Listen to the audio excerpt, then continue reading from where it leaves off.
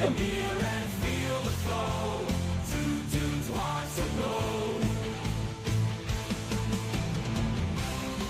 morning and welcome to Two Dudes and a Bible podcast. I'm here with my co-host Justin Heckel. I am Dr. Ren Schuffman, and I'm excited to have you because we are two dudes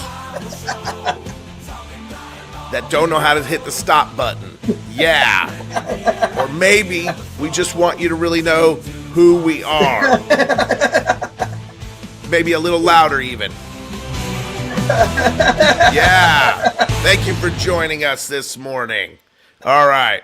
Let us know in the comments where you're watching from. If you are watching us live or listening to us on podcast platforms, we're so excited to have you. If you've never watched Two Dudes and a Bible, where have you been? This is the beautifully bearded Bible podcast, okay? Justin, for a minute, didn't have one, but we got him back. We set him straight. Oh, in all its glory. Right? We sent him through rehabilitation.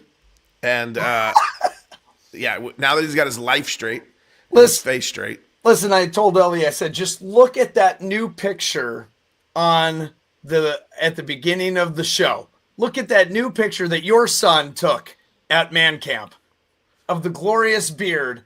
And I'm like, tell me that's not better. And she still says no. But for the sake of your career, your podcasting hopes and dreams. That's it. The podcasting hopes and dreams, I will deal with the whiskers. Yes. That's right. That's right. I just need to teach you a good conditioning regimen. It's funny. It may not be the beard. If a wife tells you that she doesn't like your beard, change up your hairstyle. She's like, okay, your new hair, like you're letting the sides grow out a little bit more. It makes me like the beard. If she says cut the beard, don't cut the beard, grow your hair.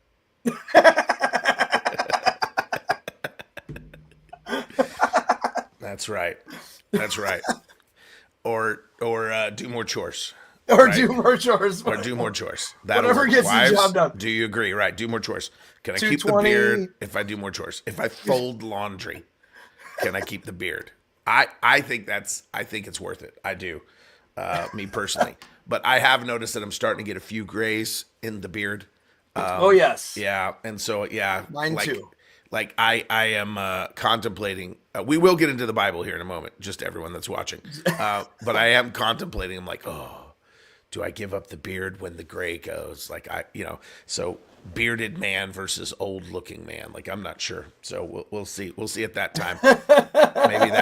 Maybe that's where it shifts. We'll see. But welcome to Two Dudes and a Bible. I just got home. I've been in California all week long doing a bunch of ministry there. It was a fantastic week of ministry. Thank you to my lovely assistant. She has brought me the elixirs of life. Thank you, my wife. So I was going to pull her on camera, but she backed out as fast as possible. But where are you guys watching from, tuning into Two Dudes and a Bible? But we had a great week of ministry out there. In fact, I thought I was going to have a little bit more of a restful time, but it turned out I did ministry like almost every day. I was doing something, either some television stuff on the Cross TV, or I was at various churches. I will be back out there soon. All of them have asked me to come back out. But one of the things that happened while I was out there is, if you aren't aware, we had the fires that happened. We had the fires that broke out. I was on my way to drop the team off at the airport on Tuesday, my ministry team, on Tuesday, and I saw a strange looking cloud, and I'm like, that's a strange cloud. As we got closer, I'm like, hey, that's not a cloud, that's a fire. It couldn't have been more than an hour or two old. Like, it had to be pretty fresh. So I saw the beginning of the Palisades fire. I actually have some pictures where it's still just a relatively young cloud. It couldn't have been more than a couple hours old, if that. And so I was like, oh yeah, there's a fire on that hill. And it's become probably one of the most devastating fires that California has ever faced. Now, I don't want to claim anything. On Saturday, I ministered at a church, and I had the privilege and unfortunateness, I guess I could say both of those, to minister to two people that lost their homes in those fires. So, and the place I was ministering at was less than 8 miles from one of the major fires. And so it really has been pretty crazy. When I'm driving around LA, it's covered in smoke, it's covered in that. I want to tell you some good and bad. Let's talk about that just for a minute, about God's hand in all that, because there's so many people that are kind of, is this the hand of God? Is God's judgment? Like what does that look like? So let's discuss that maybe for a minute. But let me say this: I'm going to talk nonsense here for just a second, okay? Because I came from California. I was born and raised there. That's the place that I was birthed. One of the reasons I go back to California is I got saved when I moved to Oklahoma when I was 16. And so all the seed that I sowed into California before I got saved was for the enemy. And so one of my heart's objective is I want to go to California and make sure I take back the ground I gave the enemy. I want to make sure that there is no place on earth that I've done more bad than good, right? So that's been my heart's objective. But one of the things I was really just shocked on when I was flying home, maybe you've heard stories about this, but when I was flying home, I had a conversation with a firefighter.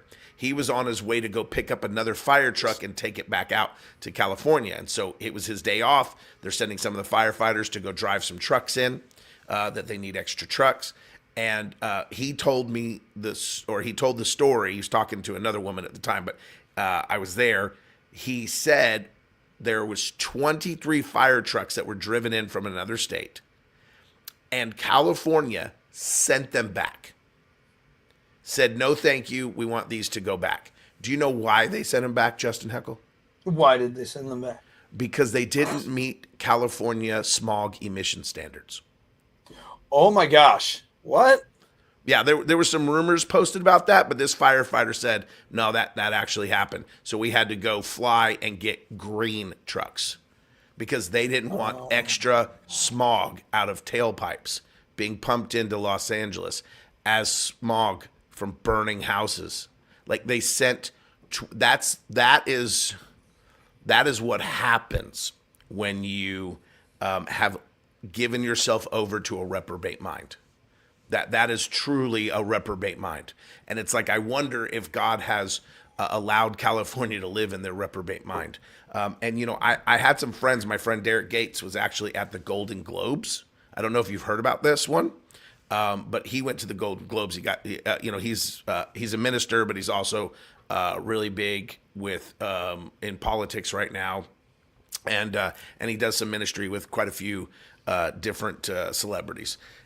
And so he got invited to the Golden Globes, so he was there. But there was a whole video, and there's some other stuff. I haven't watched all of it, so forgive me. Some of you may know more, but I know there was a video clip that I saw where they were talking about the tally of mentions of who was mentioned the most during the acceptance speeches. Like cast and crew, mom and dad, that sort of thing, husbands and wives, and how many times they got mentioned. And on the very bottom of the list, it said God, and it said 0.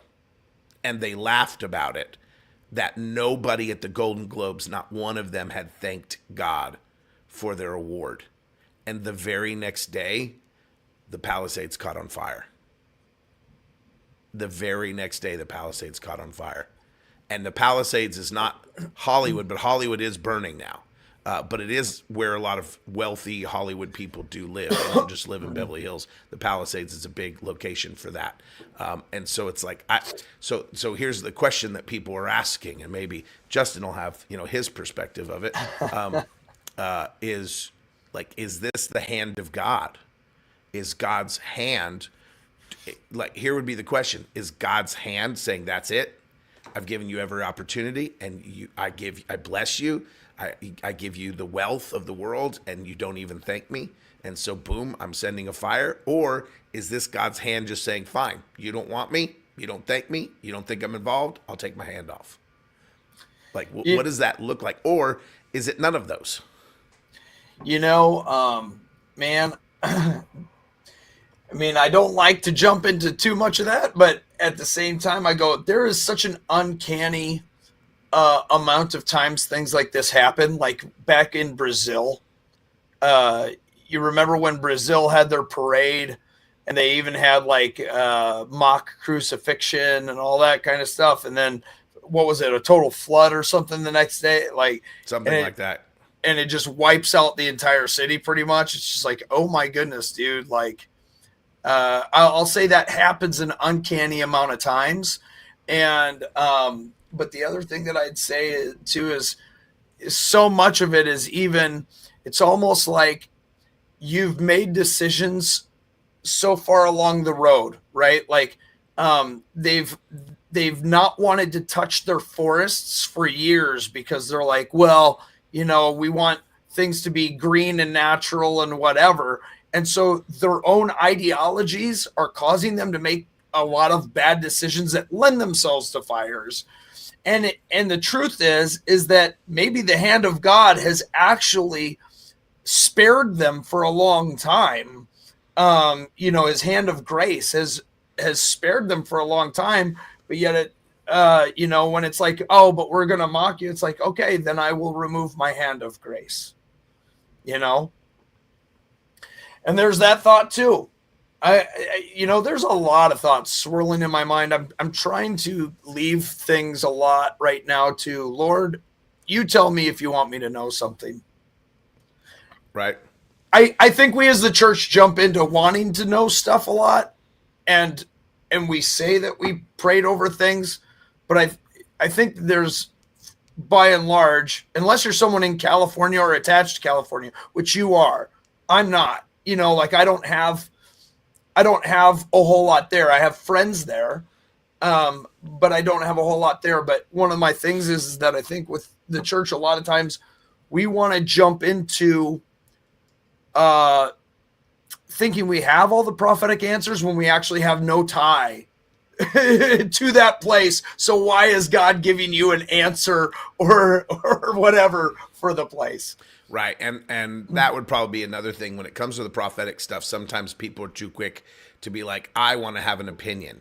Yes. I want to have an opinion. Look, there are not that many instances in the Bible of prophets sent very far into other sinful lands. We have Jonah, but we see it. Jonah was like, I don't want to go. Right. He was sent to take a word. So there are definitely times where prophets have a word for another land, for another place. But there's not tons of that. And so I don't think we don't see 37 prophets sent to Nineveh. That we don't see that. right. We don't see that. We see one prophet sent to Nineveh, one clear, concise voice from the Lord. Now, there can be 400 prophets that give advice to their nation, right? So there's definitely some wiggle room there in the scriptures, so I'm not making a call on that. I just wonder if thousands of people are given different words about what's going on in a different state, if that's just their prophetic opinion, right? Or their prophetic interpretation about clearly this is heaven allowed it, right? We can't say that heaven didn't allow it, that God's permissible will is not allowing this. And so sometimes I think we get caught up in not understanding the permissible will of God versus the perfect will of God. And they are different. Right. And the thing is okay, so even look at Jonah. Well, and let me preface it with this. For years, Ellie and I, one of the things that we've done is helped prayer houses and help them get set up. And I will say that you have a lot of prayer houses that stay pretty stagnant because I feel like what they do is they do things that are actually disconnected from anything else. It's purely like we want to have a prayer house. We believe a prayer house is a good thing to have, which is true. I love prayer houses, obviously. But when it comes to things like setting up what their prayer watches are for, they may be like, well, we think we should pray for children in China, whatever. And it's like, okay, so why are you wanting to pray for children in China? And they're like, well, because it's a good thing to pray for. And it's like, but do you have like friends who are missionaries in China, or like, do you know people in China? Like, how are you connected to China at all? Or are you intended to be connected to China at all? Because you even take Jonah, and even Jonah's thing is, I hate Nineveh, right? Like he has an opinion on Nineveh. He has an attachment to Nineveh for a reason. And so my encouragement is, if you're going to be saying or seeking that you have a prophetic word, the church needs to learn, then you better figure out, if you don't already, have your heart attached to that place, some way, shape, or form. And then, you know what? Even if you don't like the place, like Jonah, you can have that hard conversation with God of, but I'll be obedient anyway, even if I don't really like it. You know what I mean? Come on. But it's like, but at least be attached to wherever you're praying for, having a word for, or whatever. Don't just give all these opinions about a place that you've never had any affection for in one way or another.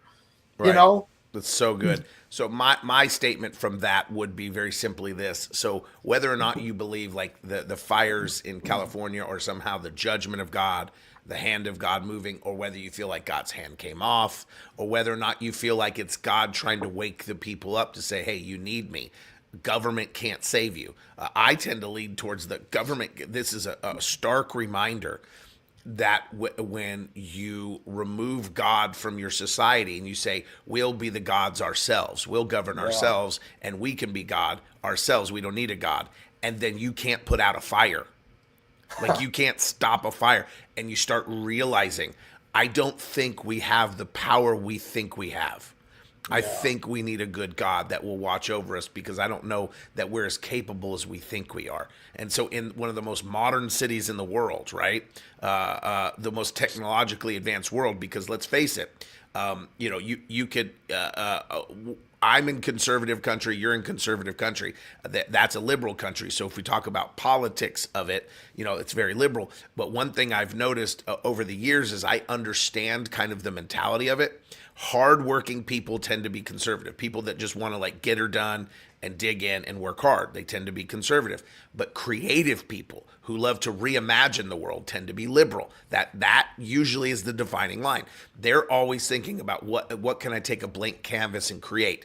They're never content with what's there, right? Conservative people are kind of like, let's maintain what we've built. Let's go for it. And they're not as creative. That's not totally true. Don't put anybody in a box. But Right. By and large, since Justin said by and large, right? Not by and small, or let's not rent in small, but by and large. There's the dad coming out. There it is. By and large. I like statements that we make that we have no clue what they mean, by the way. Like we say it and we're like, yeah, everyone knows what you mean by that, but no one knows what it means. Nobody knows that. Nobody knows what throw the baby out with the bathwater mean. Nobody knows what close but no cigar means. I do. I know what all those mean, because I care, okay? I care. Words matter. All right, anyways, but by and large, they tend to be the more creative people. So you have like California, who's always on the cutting edge, right, of technology or advancement and stuff, because they're like, what else could we make? What else could we make? Mm-hmm. And so that tends to be kind of their thing. And so you have one of the most advanced cities in the world, and they're not able to put out a fire. Okay. And so what it does is it stirs people to go, hey, we need something more. We need the hand of God to move. My hope is, my desire is that like Nineveh, it is one of those calls to God. It's one of those things that call, right? Because like you said before, Jonah is like, I hate Nineveh. I hate Nineveh. And God sends him to ask Nineveh to repent. And he's like, yeah, or you'll be destroyed. But God's plan is to redeem them. And so here's what I want to say to you. No matter what your opinion is, if you are on the side of good, I hope the whole thing burns. If that's your position, I hope the whole thing burns down. You are a Jonah. And so I don't know what God is doing over there. Okay, I have a suspicion. I don't know what God is doing over here, but I can tell you, as the body of Christ, can I speak into your life and tell you, be very careful. Be very careful about having hate or disdain in your heart and celebrating the destruction of another place that may go against your ideology, that may go against your position, your perspective. That is a very dangerous thing to do. We need less Jonahs. Okay, we need sent ones that, the story of Jonah, can I just remind everyone? People forget this. In fact, I used to read Jonah again and go, wait, where's the rest of Jonah? Like, where's the rest of Jonah? because And it ends. yes, it just ends. Okay. And so what happens is he fights, he doesn't want to go. He hates Nineveh, finally goes, gives them the word, and Nineveh receives the word and they repent and they change their ways. And then it says Jonah's ticked off. He's angry. He's sitting under a tree, just angry, right under whatever, like A vine. It says a vine thing vine that grows up grows. over him like overnight. Yeah, Or something like to that. shield him from the sun. Yeah. So God's like trying to say, look, I know you're upset, but get over it. And then the story of Jonah just ends. Like he's upset, over. It's like because he couldn't get over himself and say, God, if you choose to forgive them, I'll choose to forgive them. If you choose to bless them, then I'll choose to bless them. Well, if your heart is for them, then my heart will be for them. And Jonah's story just ends. The way that you won't, when God forgives something and you won't, you might just be game over, story end for yourself. Well, and God calls him out. See, because again, the thing is that to Jonah, he's sitting there going, I'm a good person. I'm a good person. They're evil. Right? I mean, that's really what a lot of it is I'm good, they're evil. I don't want them to turn around. I mean, even, yeah, we talked to every now and I'm sorry. we you don't understand. Most of the time, that's what's going through my head. I rarely let it out, but they're literally everything that's said turns into a song. You know that. Like, you do it too. When people think about, I have friends go, there's no way you're really ADHD because you stay on point too much. I go, for one, I rabbit trail. For two, you don't know how much I don't rabbit trail that I wish I could rabbit trail because it's constant movie easy. Quotes and songs going on. No, it's super easy to rabbit trail. When we're talking about Jonah, I'm just thinking this. I was like, wow, Jonah and Peter had a lot in common. They were both fishers of Jonah's story. They both had fish who fished for men, right? There were two things that fish for men, Peter and a fish. Right? But the thing is that God calls him out and says, you care more about this vine than you care about people. He calls him out. He goes, you think you're good, but you care more about this vine. And the truth is you care about this vine because you're selfish. And that's the same reason why you don't care about them turning around is because you're selfish. Like you're focused on yourself. And so, Jonah is just an interesting story all the way around. There's so much to it, but that part always kills me, man. It's like you care more about this vine and that you just want your shade that more than anything else. But it's also have you ever thought about this? Every now and then I think, shoot, you just said turn around and then get a little bit. Like you did it. You did it. I sucked you straight. I think I just programmed you. I just rewired your programming. Oh man. Okay. Okay, guys, the jig is up. Jig is up. Justin's a cyborg. Oh. An android. I don't know what you call him. He hypnotizes me before the show and agree with my opinions. When I say this, you say turn around. Or when I say turn around, I mean, there are sometimes we plot jokes. There are sometimes I'm like, you have to say that to me and set me off. Yeah. But not often. Most of it's just actual riffing. But, here's the deal is there are certain things that I look at and I go, it's almost like people are opposite a lot of the times politically than they are spiritually or religiously. I mean, a lot of the time, man, I feel like when we watch, you were talking about the creative types and how they want this new world, right? And you watch the conservatives and how it's like, I just want to work hard, by and large. Let's keep throwing that out there. By and large. Because someone's going to take a clip. Right. Yeah, go to Costco or Sam's Club and buy and large. But the thing is that, a lot of times it's kind of like a lot of liberal ideology, like I'm talking in large politics, wants to control people, right? And yet at the same time, if you talk to them about religion, it's all about like, I should be able to do whatever I want. Now go talk to a conservative, and a lot of their religion wants to control people. You can't do this and you can't do that, and it's legalistic in nature. But their politics are people should be able to do what they want. It's really, really true. That's right. What that tells me is that human nature is that there is a war between us of control versus freedom. Yeah. And we just express it differently. I agree. But that it's there. And we flip it. But it's the same struggle. Wow. That's a revelation. Some of you are like, I have to ponder that for a minute. You're right. You're right. You're right. Come on. Yeah, that might make a lot of sense. And so it's like, hey, maybe stop thinking you need to control people and let God do his job. I think what it is there's always a war for us trying to step in and play God. Right? That's what happened in the garden. They wanted to be more like God. The snake convinces them, the serpent convinces them that they're not like God as much as they think they are. And so they're trying to be more like him. And it's like, maybe let him be God and not control people. Maybe that's our issue, is that ultimately we push people away by our trying to step in and think we have it under control. Man, so it's really funny because we've got a young church with a lot of new believers, and some are very gung-ho in praying over people for deliverance and different things like that. And so we're having to give a little bit of like, okay, like you and I have talked about this before, don't traumatize someone when you're praying over them for deliverance, like all that kind of stuff, having those kind of talks. But Yeah, we're praying. Stop yelling at demons.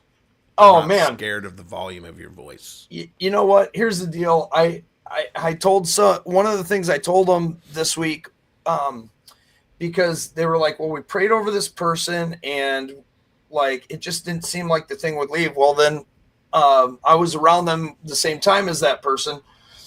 And, we watched things happen very well. And they were like, well, well, I'm purposely not looking at Chris's comments right now. That's not the one he's laughing at.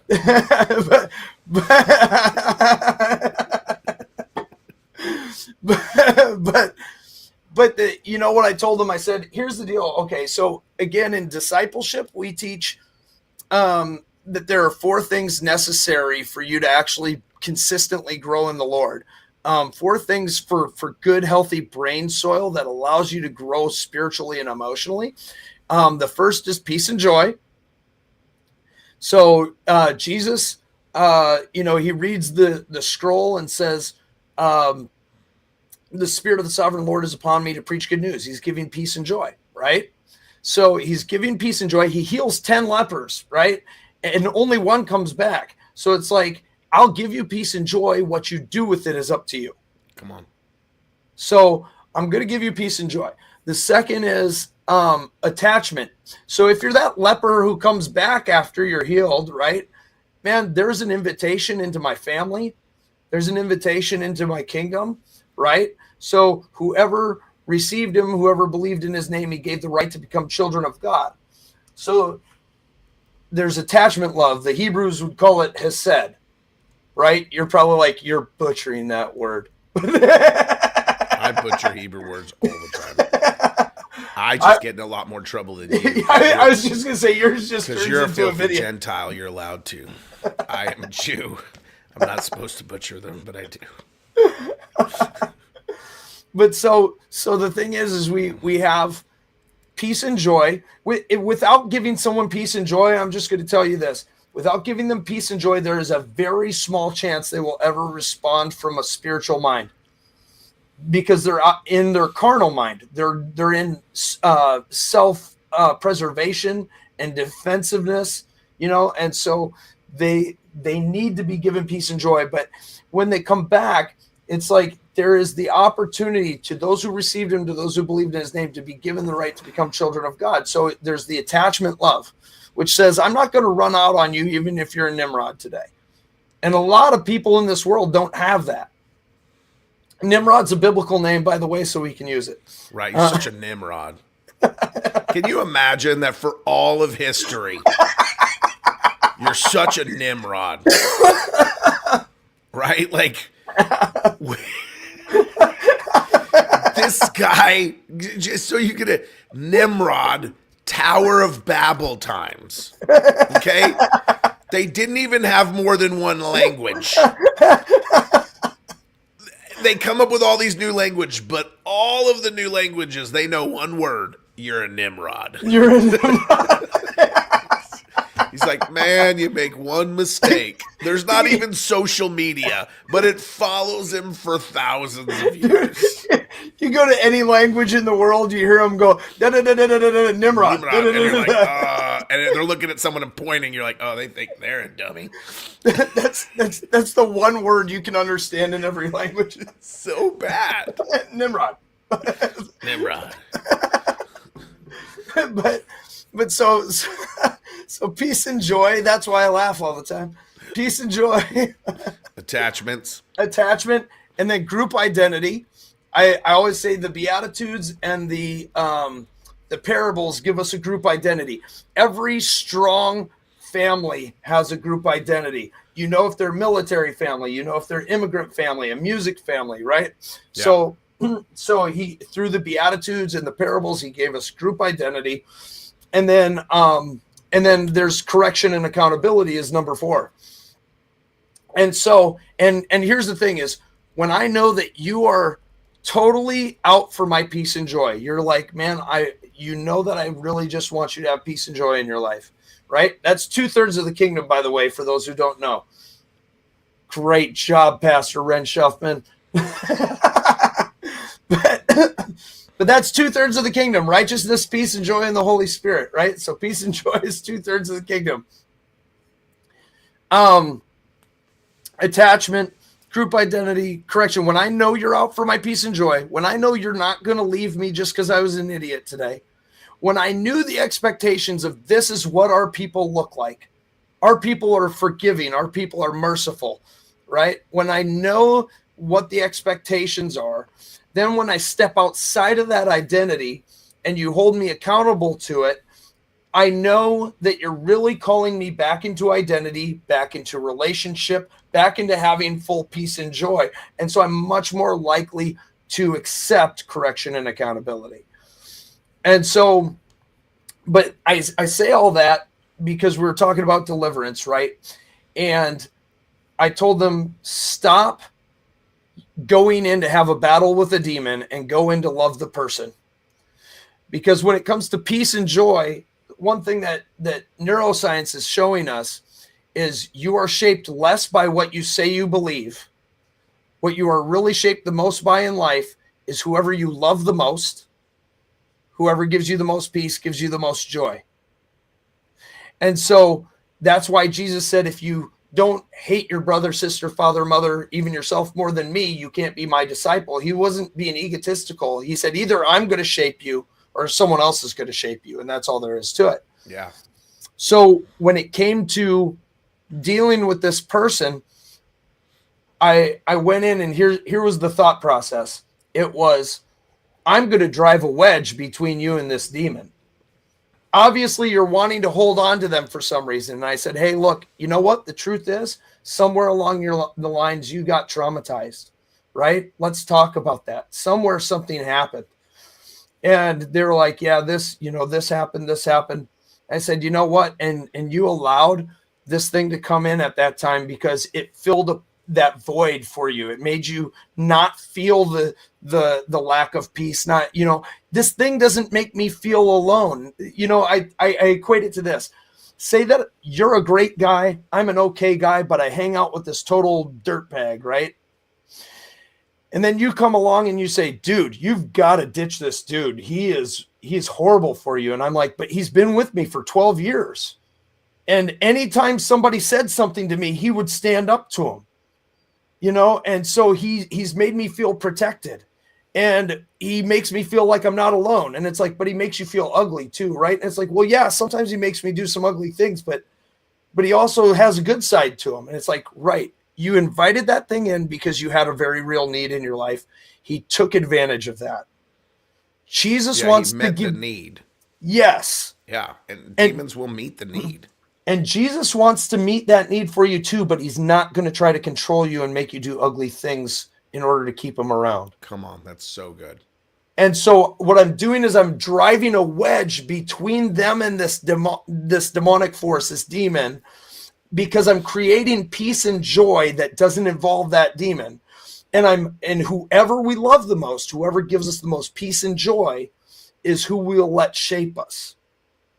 And So good. so I'm going, okay, you know what? I'm gonna show you where this thing has actually been taking advantage of you, but where Jesus wants to do the same thing without making you feel ugly and without controlling you. He actually wants you to have control of yourself. And so when they did that, they started going, okay, I'm ready for this thing to be gone. Because I do want the peace and joy, but I don't want to feel ugly and have regrets over it. So then they start to change the attachment. Yes. Yes. They shift their attachment. And so that changes everything. But that's the whole thing of I'm not going into war with this demon nearly as much as I'm going into love on this person. Loving this person will do all the warfare that's needed for this demon to, like, for the wedge to be created. And then when I say, hey, this friend you've had for 12 years, man, he's going to ruin you. You got to get rid of him. Then they're like, okay, yep, I'm ready to get rid of this thing. Come on. So, and I'm not saying that this is like you have to follow this formula. I'm saying this is something that I found helpful. Yeah, no, I think that's great, and that's a great way to put it for people is to recognize that what you're partnered with, you may feel empowered by, but ultimately, where I see this all the time. People are like, "But I want to be empowered." In fact, I want to be empowered. I want to feel free, right? People want freedom as well.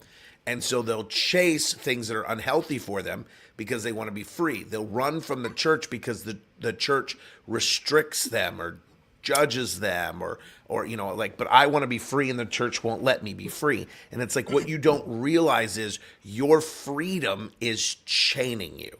And they Yeah. don't realize that what they think is freedom because they don't want boundaries will end up putting them in a box. Like, forget Yeah. boundaries. God gives us boundaries. The enemy will put you in a box. That's right. And so what you think you're free and you don't even realize you're caging yourself. And so I see people all the time that say, I don't want to go to church because they judge me or I want to be free and the church is restrictive, right? And so God is restrictive to some degree. And so they'll chase every other thing. They'll chase every other practice. They'll chase New Age. They want to be their own gods, right? They want freedom. And what they find out is when they turn around, all of a sudden realize that they're chained to addiction. They're chained to anxiety, fear, depression, right? I don't want to just have one husband. I don't want to just sleep with one person.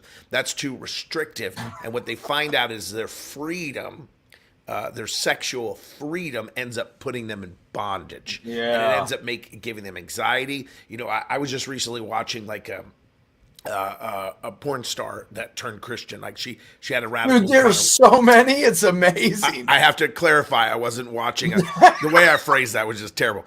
I was watching a testimony on a Christian channel of a woman who used to be a porn star, now is a Christian. Okay.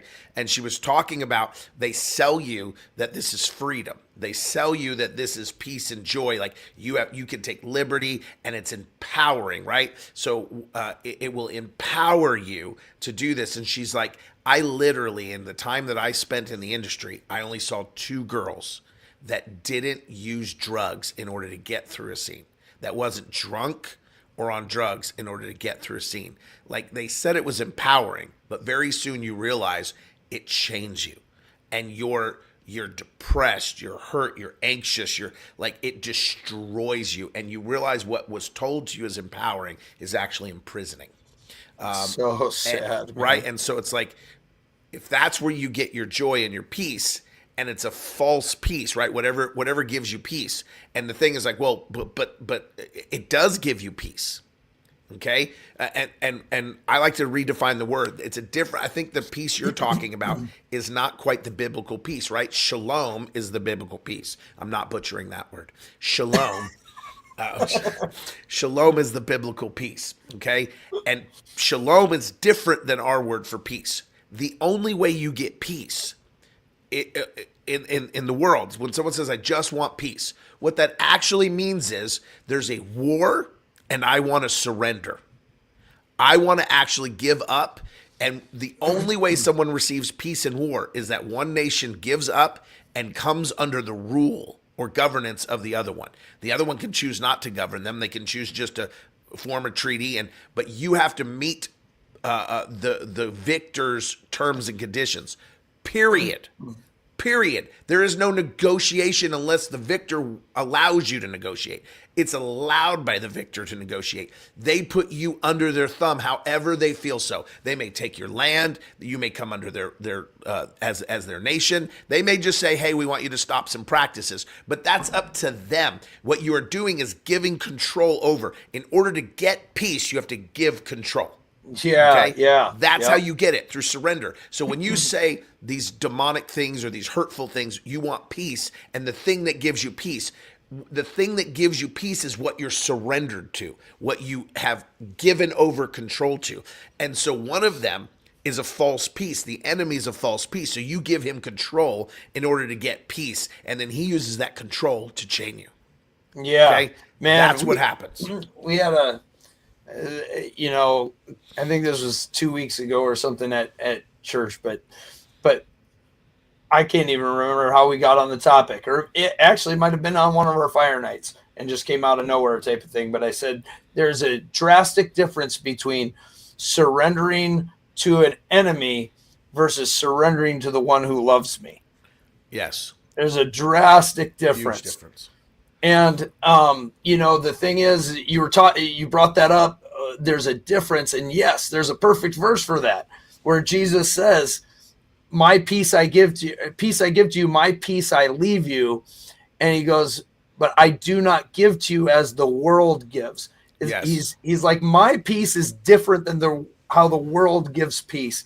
And it's in so many ways. Cause like you said, he doesn't actually want to control you. No. He wants you to have self-control.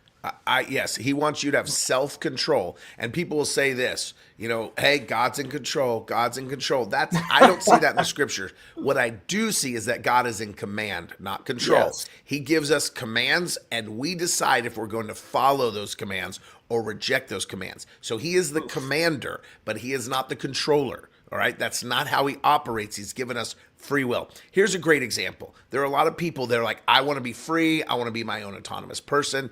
For instance, a lot of women, they have a lot of problems with being submitted to their husbands. Okay, and I get it. The parts of the church have really abused that, right? Because they forget. They use the scripture about submitting to your husband, but they forget like a few lines right before that. It literally says submit one to another. Yeah. And then it defines what good submission looks like, and it gives the husband submission and it gives the wife submission. And the husband ought to love his wife as Christ loved the church and gave his life for her. That means you are just laying down your life. When's the last time you washed your wife's feet? You serve your wife as well. Jesus says, I have to serve you as disciples. And so if the husband is not in any service to his wife, that's not what biblical submission looks like. Today's podcast is not on submission, but I want to say that just so the next thing I say doesn't come off as somehow kind of, where women are like, oh, these toxic masculinity. I don't want it to come off that way. So I understand good submission. All right. But what I find is that a lot of women are like, I don't want to be submitted to my husband because I don't want him to rule over me. Like they're afraid of that, right?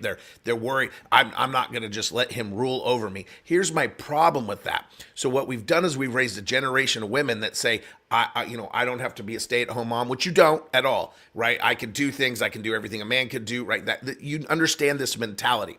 But what ends up happening is this. They'll say, I'm not going to do what my husband says, and they resist any submission or order in their home.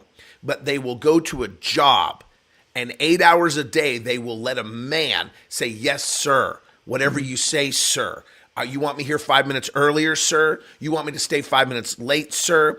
How long can I go pee, sir? How long can I eat today, sir? And they will do everything he says. They will be dictated to how long they can eat, how long they can take a break, if they're allowed to have their phone, if they're not allowed to have their phone. And they will do that for somebody who doesn't give one rip about you, that will replace you in 2 seconds if you don't do what they say. You spend a week not listening to your boss, I guarantee you he'll replace you. But the person that is supposed to love you and value you and protect you, you won't listen to nothing. We have come under the world's peace. We have come under the world's submission. And it's the wrong peace. You're surrendered to the wrong person. If you can't surrender to your husband, and you can surrender to a boss, you are chaining yourself. Yeah. Well, that's improper submission. And let me say this too, because man, I just had this conversation with somebody. And I'm gonna get in trouble over that one, but I'm right. Well, you are right, and this is exactly where it's coming from. Most of these same issues you don't have, at least not in the same way, unless it's a first world country. Yeah. Because you have to have a guy, like, is the truth. Like in a lot of third world countries, you need a guy. See, we have a lot of false senses of security here. If something happens, I'll just call the cops. It's like, but man, those cops might not get there in time, and stuff like that. But the thing is so there's these senses of security that, thank God, we have a culture, a society that you can have those. You don't have to rely on somebody else and all that kind of stuff. But at the same time, other countries do know the value of that. And I would say, whether it's the fact of, hey, men, you do not get to domineer over your wife, or women, you need to learn to respect your husband, right? It's like, look, man, I know that you don't know how to make that house a home nearly as much as she does. I'm just saying that straight up. I like straight up. Women. What's wrong with a chair covered with duct tape? It's true, man. We just don't. I saw a statement the other day that said that a lot of the churches that are closing and such, men, they walk into them, if they see flowers and colored carpet, their instant response is, I know this church is not for me as a man.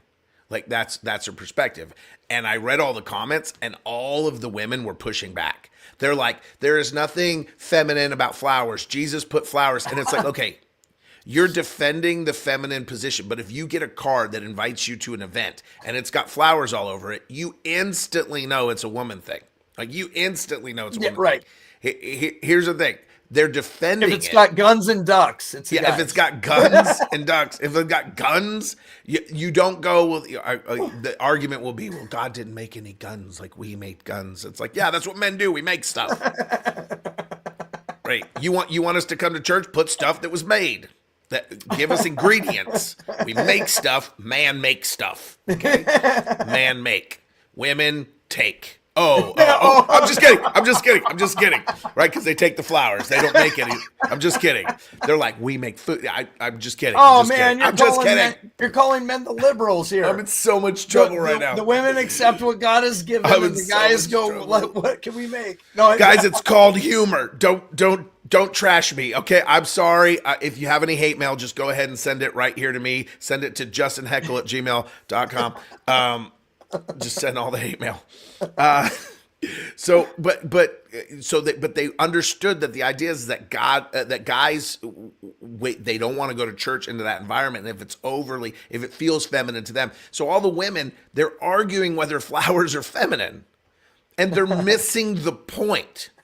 They're trying to make men go, we're good with flowers. They're trying to force that on them instead of recognize that if they don't see something that makes them feel included, whatever that is, that they will resist church. And so what ends up happening, one of them was saying, well, look, just like my house, I let my wife decorate it. She turns a house into a home. We can turn, and it's like, no. I'll put it up. I'll put up with it in small respects, but I don't want to go over into that environment. Totally. And so they're resisting church. So the question is, do you just challenge their view or start to understand their view and meet them in it? So we have a neutral place. Like you can tell, I guarantee you, if you look at a church service special event promo flyer, you can almost always tell if a woman designed it versus a man. Now there are plenty of women designers that design something for the opposite side, and they can do that very well. But you can tell if they're just like, make something you like for the event. You can tell if a woman did it or if a man did it. If they don't get, or they're not given any criteria and they're allowed to make what they like. And so I don't want to overgeneralize that, but because there's plenty of good graphic designers. By and large. That's the statement of the day. That's like the word of the day. Remember Pee-wee's Playhouse? Just go nuts. Tell we were 90s kids. Yeah, you can tell we're 90s kids. Pee Wee Herman, man. That was the stuff. And you know what's crazy?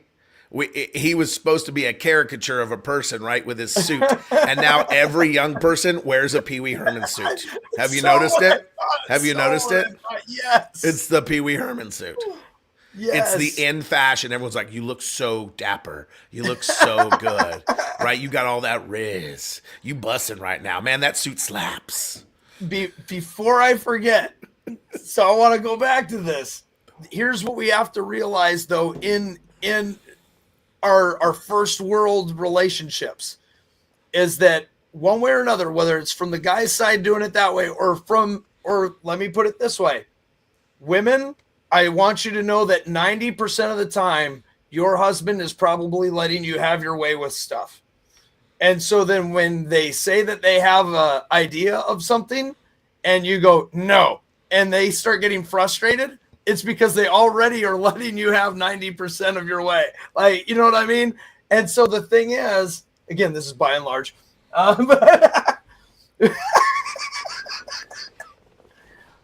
hold on. I'm going somewhere with this. I'm just trying to protect myself. Because I feel like ever since we got on this topic, all the comments stopped, if you notice. Hold on. Saying nothing. There's men on here going, I agree, but I'm not putting that in the comments. There's women going, I'm going to kill them. Here's the deal. Go ahead.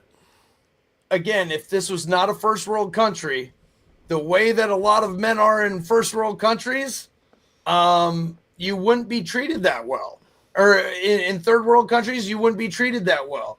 You wouldn't be given that kind of grace. So here's my point with all of that.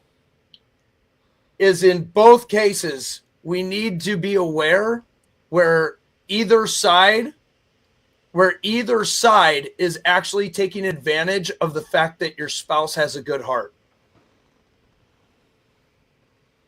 Yeah. You're actually taking advantage of the fact that your spouse has a good heart. Your husband isn't trying to domineer over you and isn't trying to beat you and isn't trying to whatever, and he's trying to keep his junk together because he has a good heart towards you, right? And he loves you and he goes, I don't want to lose my cool. I'm trying to keep everything together. Same time, it's like, men, have the grace with your wife, because the reason she's trying to do what she does is because she has a heart that loves you. You know, and so both ways, it's like we have to just realize that the reason our spouse is the way they are is because they have a heart that's after God, that's after Jesus. It's Jesus's heart for their spouse. And so I just want to point out it's only Justin on the screen right now saying all this. Well, it's only Justin on the screen saying this. Hey, man, I can stand by that. I'm just kidding. I'll stand by this. It's okay. No, I stand by it too, but I'm like, oh boy. You're like, so much trouble. Our ratings are going down today. Listen, right, yeah. I figured we've gotten so big that we need to pull a John chapter 5, 6. where everybody leaves Jesus because he says, "Eat my Oh, there you flesh and go. drink my blood." There you go. I'm like, why don't you explain the reference, Mister? we No more we scripture than the rest of us. we got to separate some people out here. Men just want to fix everything. So, oh God. Well, listen, if you don't, If you send your husband on quests, don't send him on errands. and Come and on. also, Stop for a second. Hang on. Don't send him on errands. Send him on quests. that's 100% an awesome idea. I'm just gonna say. Wake him up and say, "My lord, I have a quest for you." Okay, can I tell you on the serious side? So, Rachel, I have this text message, and I have proof. It's in text. Okay. Oh gosh, let me see if I can read it. Let me tell you, you want to get to your man's heart really, really quickly.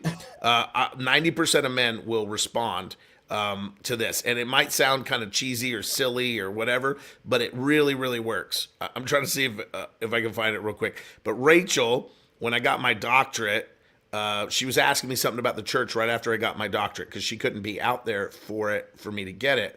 But she sends me a text message asking me about, I don't know what it was, just some stuff about church. And her response when I say it is instead of just, let me see, here it is right here. I said something. We were talking about something to do with our interns and our practices with interns. And she writes back when I gave, what do you want to do about that? Here's what I want to do. And she said, "Yes, sir." Right? And I was like, that's funny. She doesn't normally say yes, sir. She goes, "Yes, sir." She's just being, and I said, "Yes, my lord" is the better response. Small L, small L, small L. Because I have a friend, one of the pastors in Decatur, he's always trying to get his wife to call him Lord Douglas. His name is Doug, and he's like, it sounds good. And so I was like, "Yes, my lord" sounds better, small L. And she wrote back LOL, and then she put, "Yes, Lord, Dr. Husband." And I giggled instantly, but not like ha ha ha ha. Like he like it made me like feel, I don't know why, it made me feel loved, right? So I'm telling our church plant, I'm telling the pastors of the church plant I oversee in California about that. And so she starts calling him "my lord." "My lord, can I get you something for breakfast?" And she did it all week. And normally she says "my love." She'll say "my love," right? But she started like adding "my lord" in when she would want, "My lord, do you want some breakfast?" Like when she want to get him something. And as silly as it sounds, every time she said it, he would go, like he would, and I'm like, "You like that, don't you?" He's like, "It makes me feel good." Like he felt really special. Because the reality is that men want to be respected as their number one thing. Yeah. Women want to be loved as their number one thing. Men want to be respected, then loved. Women want to be loved, then feel safe. Yeah. And that becomes kind of their criteria. They want to be loved too, but they want to know that, they want to be respected too, but they want to be loved, and that becomes their driving thing. Whereas a man, he wants to know that he has the respect of his wife. His wife looks at him like a hero, like a champion, like capable and able, and like that's the big, "I love you." But when a wife says, "Look, I love you, but you're an idiot," like that doesn't feel good. No, right? and the thing is, I'll say this: there were times when we were first married, I had to have some conversations with Ellie because she would say certain things, even around we'd be with like all our mentors, and she would say something, and even just like maybe speaking about finances or something without first talking to me about how she was going to talk about them before like speaking in front, like I'd be like, "You made me look like I don't know how to take care of our finances in front of these people." Mm-hmm. It really rocked me. But there were times where she'd go, "Well, yeah, Justin's old." Mind you, I'm 5.5 years older than her. So she's like, "Well, Justin's old, but we're sitting with a bunch of people that are in their 50s and 60s. And I'm like, "You just insulted the entire table." Entire room. That's fantastic. But the thing is here's what I'll say is, if you speak to the king in your husband, you'll watch the king emerge. That's so good. Yeah, right. That's so good. Because the truth is that men actually do that. They'll tell women, they'll say, "You're my queen. You're my queen." Yeah, You know, well, and they'll that's actually true. call the women my queen. You're my queen. You know, and they'll actually say that. So the fact that men so easily will say something like that, a lot of them will willingly. It tells you that kind of they're speaking their language to her. She might not care that she's a queen as much as we care that she's a queen, right? Right. So Right. there's something about that. So I'm not telling everyone if you should start calling your husband Lord. You know that'll. I'm just giving you an insight into the way men kind of think or process or receive love, and how we can have dynamics of what brings us peace and joy, what we love, right? We love God first, and then we love our husbands, our wives second. Like that becomes very, very important about the way we love and where we get our peace and our joy from, right? And so it sets a Yeah. precedent of how we receive that. So I think it's so valuable to add that in there to understand. So I was just giving you a kind of an extreme example, but you know, it's funny because you know she would say yes, my lord, and he would like you saw him just like like it like he like took, like he was like whoa, and he didn't rule over her. He wasn't being yeah, that's right. You know, if the man responds that way, there's an issue, right? There's a submission Yeah. issue. He doesn't understand. Love your wife as Christ loved the church. You know, I love that it says, you know, submit to your husband for he's the head of the house, but then it says husbands love your wife. So it meets both those needs. The response from God to wives is show your husband respect. And the response of God to husbands is love your wives. The Yeah. number one need that we have.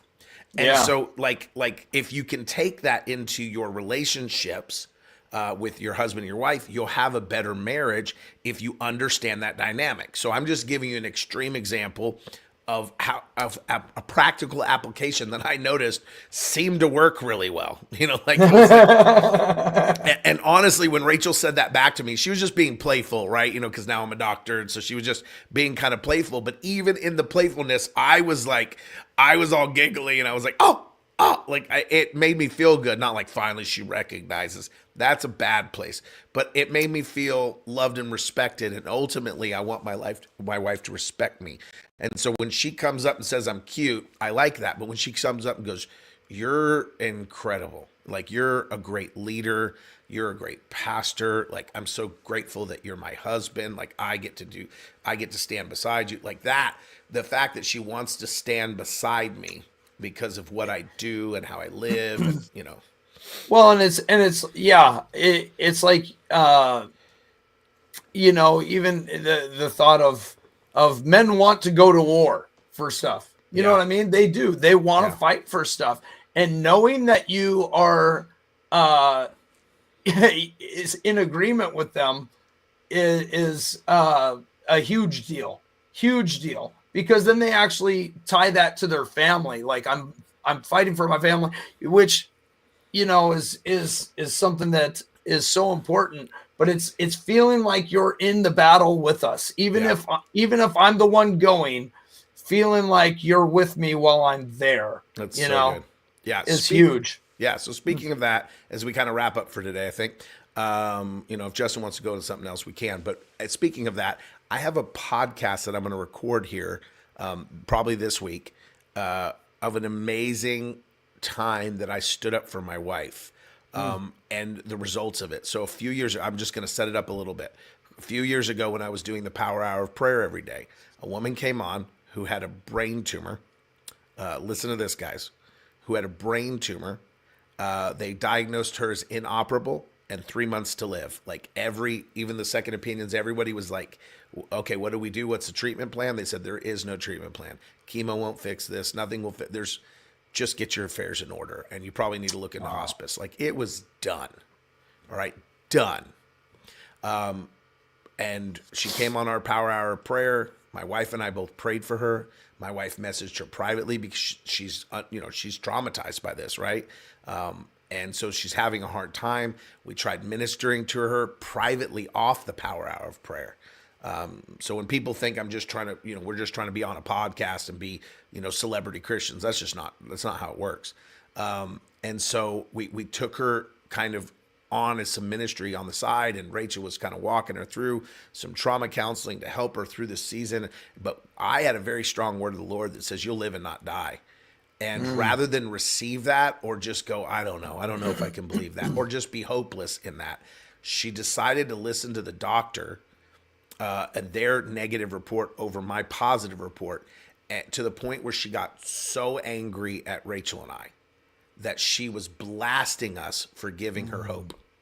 And she finally was just like, she just came at us hard, and she blasted Rachel for Rachel giving her hope and wanting to minister to her. It was like I don't want to say it was extreme, but she came at us like we were the problem, right? The doctor said we can't do anything for you. I'm saying God says you'll not die. And it was almost like she was angry at the positive report, not the negative one, right? That's how she did. And so she took it all out, kind of took it out on Rachel. And to the point where I had to message her and say, you don't get to talk to my wife that way. I understand you're going through the worst time of your life. I get it. But Rachel's not your punching bag. You will not talk to my wife that way. And I defended my wife. I came to my wife's rescue. And I was like, ministry is done with her. You're not doing that. I will not watch someone be abusive to you or mean to you or take, you know. And so I cut it off. So when I challenged her, she's like, psh, and she blocked us. Right. And Rachel, Rachel and I, our hearts were hurt over that. Sure. And she blocked us, and it was like, man, I don't know what's ever going to happen to her. I know I heard the voice of the Lord. I hope that didn't interfere with it. And we want God to do something in her life, but we're not going to be punching bags, right? We're like, that's not how it's going to work. So I defended my wife, and I remember my wife just being so appreciative that I stood up for her. Right. And someone said this, is it love the way that, you cut that woman off? Is it love? I was in Belize, and these women were trying to take advantage of the people I was with. And I got in the middle of it, and we got into a kind of a shouting match. And I'm like, you're not going to steal money from my people. And they're like, was that love to them? And I said, love is not loving the wolf while it's biting my sheep. My job is to love the sheep I've been given, not love the wolf, the kind of love that loves the wolf while they're biting my sheep. My job is to take the wolf's mouth off my sheep. That's love. I can't say I love well because I'm trying to be kind to the wolf that's biting my sheep. That's not love, okay? That's right. And so I got to protect the sheep at the same time. Then I can love the wolf. Then me and the wolf can sit down and have a conversation, but not while you got a sheep in your mouth, okay? Yeah. And so I defended her. That woman came to my church service Sunday night at the church plant in Whittier. Oh. She came. That was several years ago.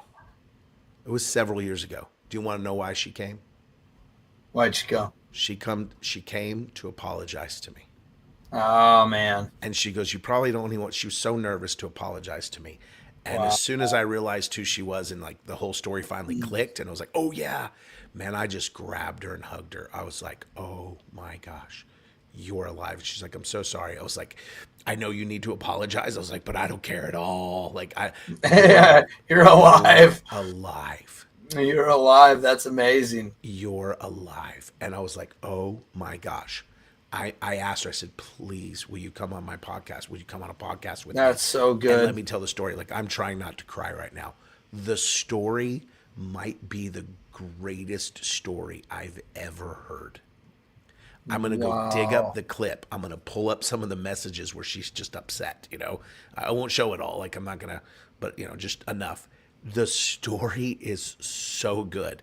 And what's crazy is we get there, and Corey Nadine, which I've been on her podcast, A Bunch of Church-ish, and she's out there in California. She serves our church plant. She's a part of my ministry team now. She's a powerful minister in her own right, but she's also part of our ministry. And she's like, yeah, I brought these people. These are my friends. And I was like, do you understand? How is this possible? They're your friends that you brought. They knew it was me, and so she knew I need to come and apologize to him. But it was like, what is happening right now? And so I want you to understand, she lived in the UK, and she was blacklisted from coming to the United States. She had, like, something happened where she went to Iraq, and then they put her on like a terrorist watch list. She's just a nice lady from the UK, and they just put her on a list. So she wasn't even allowed to come to the United States to get treatment for anything. Like, so she couldn't even get an experiment. Wow. She couldn't get an experimental treatment. She couldn't get anything. She was blacklisted from coming to the U.S.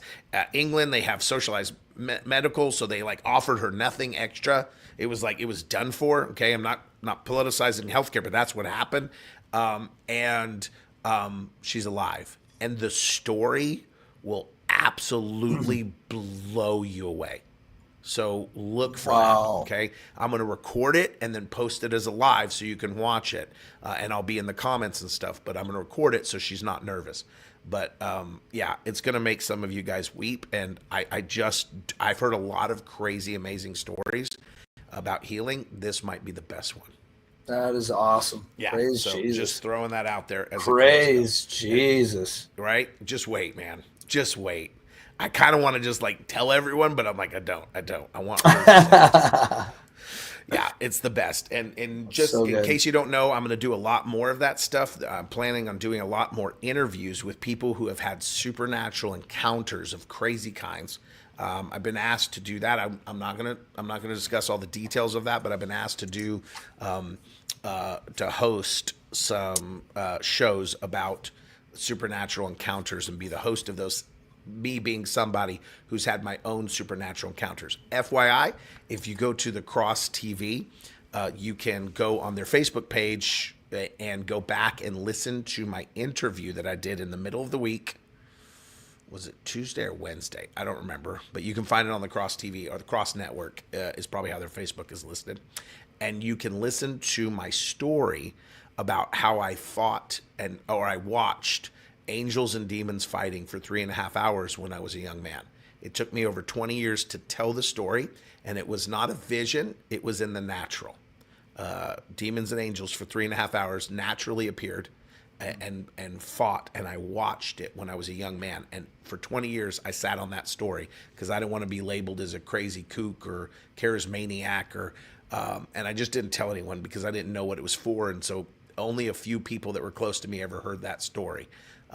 Over 20 years, but now it's time and I'm in the season to tell that. So you can go back and listen to that. It's an incredible story. I think you'll be blown away. Even the host, Dr. Joseph, was like, I had to fight to not cry and keep it together so I could host you. That's awesome. Right. Anything you That want to is close with awesome. here, my friend? Oh, man. How do I do anything after that? Like, seriously, that's incredible. I can't wait. Yeah. So that'll be great. So tune into that. Thank you guys for being here for Two Dudes in a Bible. Yeah. We'll be back next Tuesday morning. Same bat channel. I'll say this. We always say that this is really a show that was birthed out of our telephone conversations together and whatever. And this has probably been the most like one of our phone conversations. Yeah, we're just Like, kind of whatever. Bounce from here to here to here. It's like we covered everything today. We covered a wide variety of things. So, yeah. Burning homes and burning marriages. Like we covered it all. We covered it all today. Good. Right? Because that's what happens when two dudes have a Bible and talk about it. That's right. Thank you guys for tuning in to the broadcast today. We love you, and I love you. God loves you. Shalom. Blessings. Two dudes and a Bible show.